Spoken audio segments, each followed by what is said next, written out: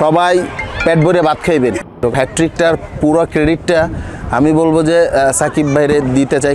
মঙ্গলবারে বরিশাল 12 কার্নিভালটা প্রতি বছরই বাংলাদেশ ক্রিকেট বোর্ড আয়োজন করে। বোর্ড সভাপতি আমাদের লিজেন্ডারি ক্রিকেটার আমিনুল ইসলাম বুলবুল ভাই একদম ব্যক্তিগতভাবে মনিটর করে এই প্রোগ্রামটা করছেন। আমরা 8টা বিভাগে এই প্রোগ্রামটা করেছি এবং সোফার আমরা যে সাড়াটা পেয়েছি এতে আমরা অভিভূত।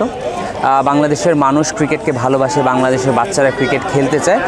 খুবই সুন্দরভাবে আয়োজিত হয়েছে এবং আমরা আশা করি এই ধরনের আয়োজনগুলো বাংলাদেশের মানুষকে, বাংলাদেশের বাচ্চাদের, বাংলাদেশের প্যারেন্টসদের ক্রিকেট খেলার প্রতি আগ্রহী করে তুলবে এবং উদ্বুদ্ধ করে তুলবে। আমি বরিশালের সন্তান, পিরোজপুর জেলায় আমার বাসা।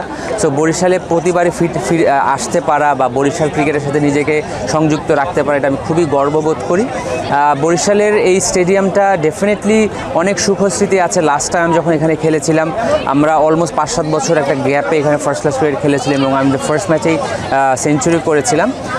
একটা জিনিস যেটা থাকবে আমার বাংলাদেশ ক্রিকেট বোর্ডের প্রতি দাবি, বাংলাদেশ গভর্নমেন্টের জাতীয় ক্রীড়া এনএসসির প্রতি যেই দাবি, এই স্টেডিয়ামে যে কাজটা হচ্ছে এটা যাতে দ্রুততম সময়ে শেষ করা যায়। কারণ এই স্টেডিয়ামটা ঘিরে এই দক্ষিণাঞ্চলের মানুষের একটা আনন্দ উল্লাস। এখানে যখন স্টেডিয়ামটা হয়ে যাবে এখানে আন্ডার 12 থেকে শুরু করে ন্যাশনাল টিম পর্যন্ত বিভিন্ন খেলা হবে, বিপিএল হবে।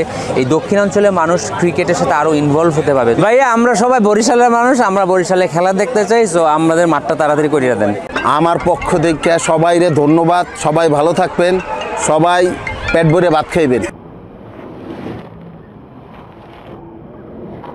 বলতে গেলে আসলে অনেক সুন্দর একটা আয়োজন করছে আমাদের বরিশালে। আর এত বছর পরে টেস্ট ক্রিকেটের 25 বছরের এরকম একটা আয়োজন প্রত্যেকটা বিভাগে হইতেছে, বরিশালও হচ্ছে।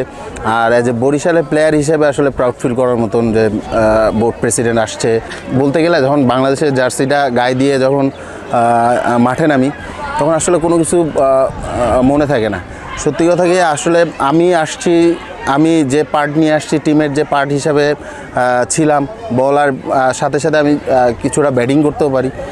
তো আমি যখন 100টা ফার্স্ট ইনিংসে যখন 100টা হয় আমার, তো আসলে ওটা বলতে গেলে ক্রেডিটটা সম্পূর্ণ হলো, বলতে গেলে এটা হলো ক্রেডিট দেওয়া হলে আমাদের তখন ক্যাপ্টেন ছিল মুশফিক ভাইয়ের অবশ্যই বলবো যে ওনার বড় একটা অবদান, প্লাস আমাদের কোচ ছিল তারও একটা বড় অবদান ছিল। হ্যাট্রিকটার পুরো ক্রেডিটটা আমি বলবো যে সাকিব ভাইরে দিতে চাই। কারণ উনি লেগ স্লিপে ফার্স্ট স্লিপের ক্যাচ উনি লেগ স্লিপতে ধরছে, এই জন্যই হয়তো বা এই অর্জনটা হয়েছে আমার। তো আমার এই ওয়ার্ল্ড রেকর্ডের পিছনে হয়তো বা এই 2-3 জনের অনেক বড় একটা অবদান। বরিশালবাসীকে অবশ্যই ধন্যবাদ।